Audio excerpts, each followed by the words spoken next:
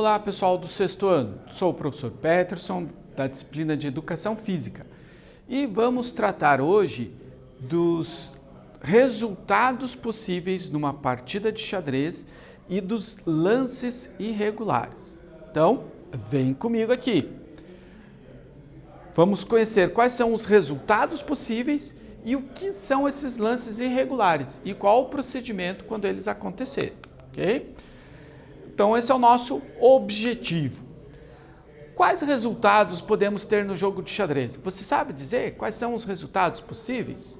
Será que todos os lances são legais ou será que alguns movimentos não são permitidos? Qual é o procedimento quando um jogador realiza algo que não é permitido pela regra, né? O que acontece? No futebol a gente tem a falta, né? E no xadrez, o que acontece quando alguém comete uma irregularidade às regras? Então, quais são os resultados? O primeiro resultado, claro que é a vitória, tá? Para se ter a vitória, é preciso dar um checkmate, ou seja, colocar o rei adversário em uma posição na qual seja impossível escapar.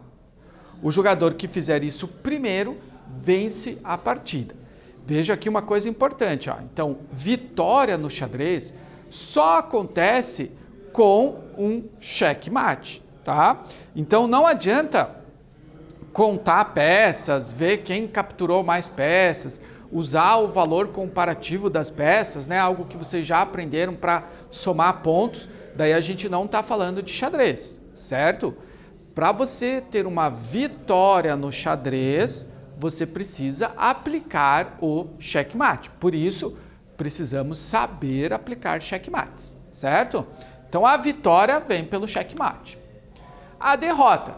Se você sofreu um checkmate, ou seja, quando há uma peça do adversário em uma posição que torna impossível qualquer movimentação do teu rei, ou seja, você não consegue escapar daquele ataque do teu adversário, daquele cheque, então você levou o checkmate, então você está com uma derrota. Tá? Então, vitória e derrota no xadrez são estabelecidas pela aplicação do checkmate. É só o checkmate que dá vitória para um jogador e derrota para outro. E será que a gente tem casos que não dá para dar checkmate? Impossíveis de checkmate? Ou seja, será que nós temos casos no tabuleiro de xadrez em que a gente pode ter um empate? Vamos ver quais são esses casos? Primeiro, eu quero que você relate no seu caderno o que você já sabe ou o que você já ouviu falar sobre situações de empate no xadrez. Então, você vai ter um tempo agora para fazer as suas anotações daquilo que você já sabe do que é empate no xadrez. E depois, durante a aula, você vai aí atualizando essas suas anotações. Então, a gente vai partir daquilo que você já sabe e vamos atualizar o seu conhecimento. Então, um tempinho agora para você colocar aí no papel as suas anotações do que você já sabe de situações de empate no tabuleiro de xadrez. Daqui a pouquinho a gente volta.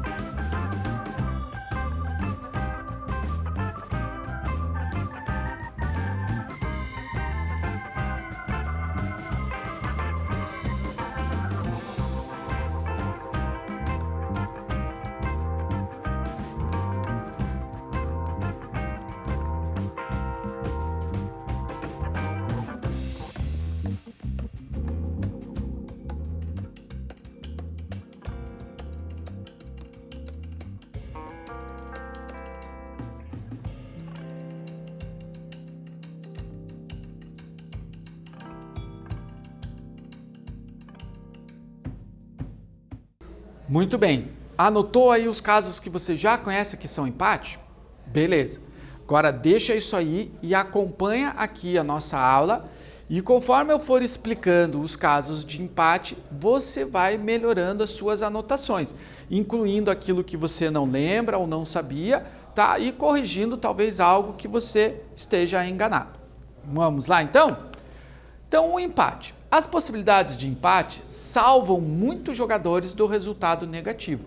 Então, às vezes, você está numa situação de praticamente derrota no tabuleiro e você consegue reverter essa derrota para um empate. Né? Melhor empatar do que perder a partida. Quando o jogador está em situação desfavorável e houver a possibilidade, deverá buscar a salvação em um dos casos de empate. Por isso é importante a gente compreender quais são essas situações de empate. Então, primeiro a gente tem o empate por falta de material. É o caso mais frequente e ocorre quando os enxadristas não possuem peças suficientes para aplicar o checkmate. A gente aprendeu que o checkmate é o objetivo principal, o objetivo final do xadrez. Então, se nós temos no tabuleiro um número de peças que impossibilita que um jogador aplique checkmate no outro, esse jogo não vai ter fim, né? Esse jogo não vai chegar no propósito que é o checkmate. Então essa partida ela fica empatada por falta de material. Quais são essas situações? Olha só, quando eu tenho no tabuleiro casos de rei contra bispo, rei e bispo contra rei, rei e cavalo contra rei, ou rei contra rei, eu tenho situações de empate, tá? Então, olha lá a nossa imagem. O rei branco e do lado preto, rei preto e bispo preto. Numa situação dessa, nenhum dos dois jogadores vai conseguir aplicar checkmate. Então, nós temos um empate. Veja que aqui a gente não colocou rei e peão contra rei. Por que que rei e peão não é caso de empate? Porque a gente tem a promoção do peão. Se ele chegar lá no final, ele pode virar uma dama e daí com rei e dama eu consigo aplicar checkmate no rei adversário, tá? Então, nessas três situações que nós temos aqui, nós temos um empate por falta de material. Outras situações de empate. Esse aqui é muito comum, o rei afogado. O jogo terminará empatado por rei afogado quando o rei não está em xeque, não há casas livres para ele se mover, todas as casas para onde ele pode se mover estão atacadas e dominadas pelo adversário, não existem outras peças que ele pode se movimentar para que o jogo continue. Dá uma olhada nessa imagem aqui, ó, nessa primeira aqui do ladinho. Nós temos o rei lá numa casa onde ele não é capturado por nenhuma outra peça, tá?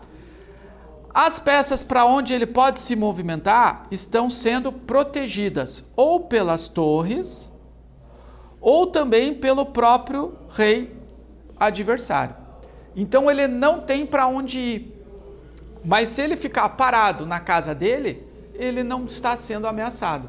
Então essa situação é uma situação de empate por rei afogado. Nessa situação, o jogador das pretas, ele não tem nenhum lance possível para fazer. Qualquer movimento que ele faça com o rei é irregular, ele não pode colocar o seu rei numa casa atacada pelo adversário. Mas se ele ficar onde ele está, o adversário também não pode pegá-lo.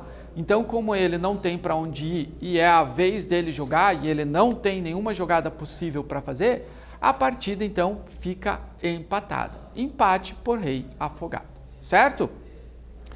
Essas duas situações que nós vimos, né, a falta de material e o rei afogado, são as mais comuns numa partida.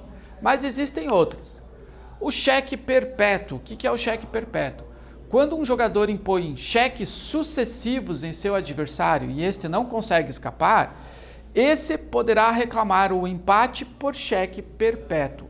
O que é o cheque perpétuo? É aquele momento da partida em que você movimenta o teu rei e o adversário vai lá e põe cheque.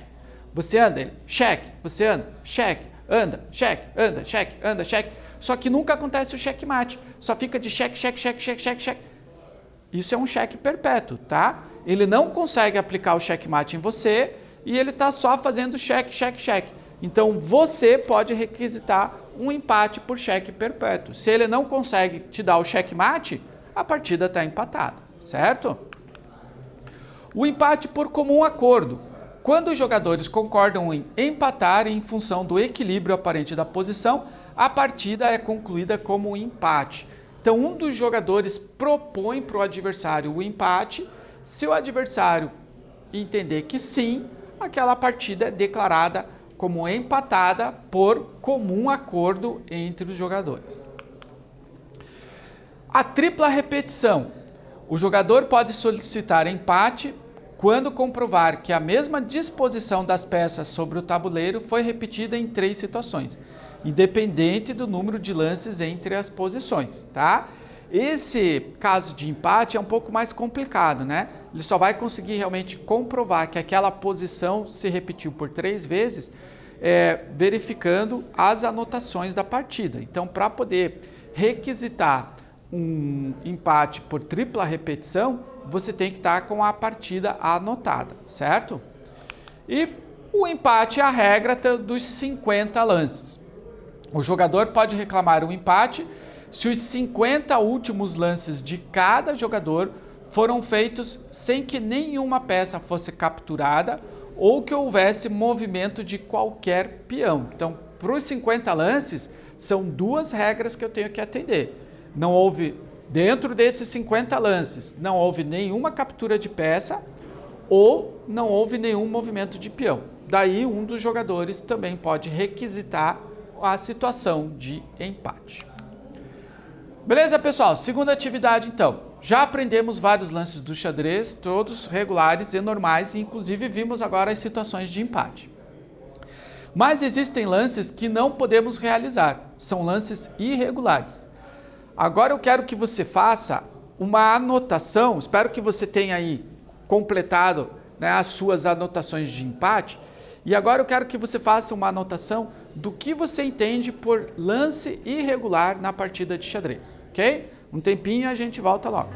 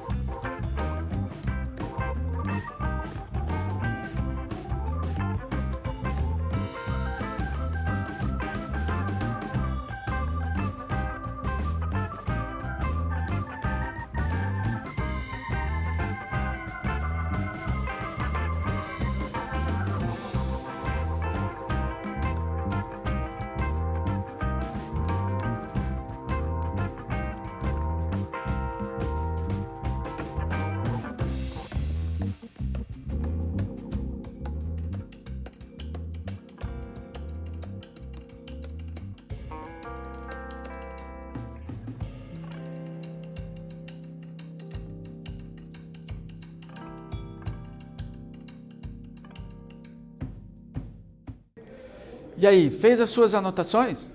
Então agora, novamente, você vai comparar as suas anotações com o que eu mostrar aqui do que são considerados os lances irregulares na partida de xadrez. E daí você vai completando aí as suas anotações, ok? Então olha só, no xadrez, os lances irregulares são as jogadas proibidas. O jogador que cometer alguma dessas infrações deve corrigi-la, ou seja, deve retornar a peça na situação irregular, a posição anterior, e fazer um novo lance, tá? Então sempre que quando a gente tiver uma jogada irregular, essa jogada deve voltar e o jogador fazer uma nova jogada, tá? Isso não significa que é permitido executar lances irregulares indiscriminadamente, uma vez que a jogada é corrigida e o jogador tem a chance de executar outro movimento. Um jogador que cometer 3 infrações é considerado perdedor da partida, é como se ele fosse desclassificado. Então, por isso que nós temos que conhecer bem as regras para não cometer jogadas irregulares e para perceber quando o nosso adversário faz uma jogada irregular, porque daí essa jogada tem que voltar e ele deve jogar de novo. Mas se ele fizer 3 vezes isso, a partida está encerrada, ele acaba sendo desclassificado, tá? Por isso, conheça as regras do xadrez. Quais são, né? São considerados lances irregulares ou ilegais no xadrez. Fazer um lance com uma peça em um movimento não válido para a mesma, ou seja, por exemplo, mover o bispo em coluna em linha ou mover a torre pela diagonal. Então, são movimentos que a peça não pode fazer. Isso é uma jogada irregular. Estando o rei em xeque, essa é uma jogada irregular que muita gente faz. Atenção! Estando o rei em xeque, fazer um movimento em que ele permaneça em xeque. Lembra? Se o rei está em xeque, você tem que resolver esse problema. Não pode fazer outro movimento no tabuleiro. Se você fizer outro movimento, jogada irregular. Esse movimento tem que voltar e você tem que resolver o problema do xeque. Fazer qualquer movimento, seja com o rei ou outra peça, que vai colocar o rei numa posição de xeque. Por exemplo, se você tem uma peça na frente do teu rei que está protegendo ele, você, antes de movê-la, você tem que ver se, ao tirar essa peça dali, você não vai deixar o teu rei descoberto, tá? Se isso acontecer, essa jogada é irregular. Ou pegar o seu rei e mover o seu rei para uma casa onde ele pode ser capturado por uma peça do inimigo. Isso também é uma jogada irregular. Então, você nunca pode colocar o seu rei numa posição de xeque, de ataque, né? Isso é uma jogada irregular. Mover o peão para trás, mover para a frente da casa na diagonal, mesmo não sendo para uma captura, tá? Pular a sua própria peça, tudo isso tá irregular, né? Ou fazer qualquer uma da outra peça pular a peça do adversário com qualquer peça que não seja o cavalo, né? Somente o cavalo pode pular no tabuleiro. Atacar o rei adversário com o próprio rei, não tem esse tipo de ataque, né? O rei, ele não consegue aplicar checkmate ou mesmo cheque no adversário, ele precisa das outras peças para isso. E não manter uma casa de distância entre os reis, ou seja, os reis nunca vão ficar um de frente para o outro ou um na diagonal do outro coladinhos ali se cumprimentando. Isso não existe. Sempre tem que haver uma casa entre os dois reis, tá bom? Esse é um cuidado que a gente sempre tem que ter. É importante lembrar que a correção do movimento deve ser feita com a mesma peça que foi movida na execução do lance. Se, por exemplo, você movimentou um cavalo e nesse movimento você acabou deixando o teu rei desprotegido, o cavalo tem que voltar e você tem que tentar fazer um movimento com o mesmo cavalo, mas mantendo o seu rei protegido. Só se isso realmente não for possível é que você vai poder movimentar uma outra peça, tá certo? Mas se você fez um movimento com uma peça e fez um movimento irregular, o correto é que você volte essa peça para a posição inicial e faça um outro movimento com a mesma peça. Por quê? Olha só, pela regra do xadrez, peça tocada é peça mexida ou peça jogada. Ou seja, se tocar uma peça, tem que movimentá-la obrigatoriamente. Por isso que você primeiro pensa na sua jogada e depois põe a mão na peça. Tem alguns jogadores, às vezes, principalmente os iniciantes, que começa, pega uma peça, olha, não é essa que eu vou jogar. Pega a outra peça, olha, não é essa. Pega a outra peça. Isso não existe no xadrez, tá certo? Você olha o tabuleiro, decide qual é a sua jogada, põe a mão na peça e movimenta essa peça, tá bom? Então essa é uma regra bem básica do xadrez. Você só coloca a mão na peça quando você tem certeza que é essa peça que você vai movimentar, tá bom? Então peça tocada é peça jogada. Isso pode pode mudar somente nessa situação de que aquela jogada é uma jogada irregular e eu não consigo fazer outra jogada com a mesma peça, todas as jogadas possíveis daquela peça são irregular, daí sim eu vou poder mover outra peça, tá? Mas se não, é aquela peça que eu toquei que eu devo mexer, ok? 3 lances irregulares, como a gente já falou, levam à desclassificação ou à derrota do jogador que fez as irregularidades, tá? Assim como todo esporte, o xadrez é cercado de regras que deixam o jogo de maneira igual para os dois adversários, né? Igualdade de condições, essa que é a ideia das regras, não só no xadrez, mas em todos os esportes. Então, pessoal, hoje a gente aprendeu aí sobre os resultados possíveis num tabuleiro de xadrez e os lances irregulares, né? A gente aprendeu o que são os lances irregulares, quais são, né? E qual a punição para eles. Espero que vocês tenham aí aprendido um pouquinho mais. Nos vemos em breve. Até a próxima, pessoal. Tchau!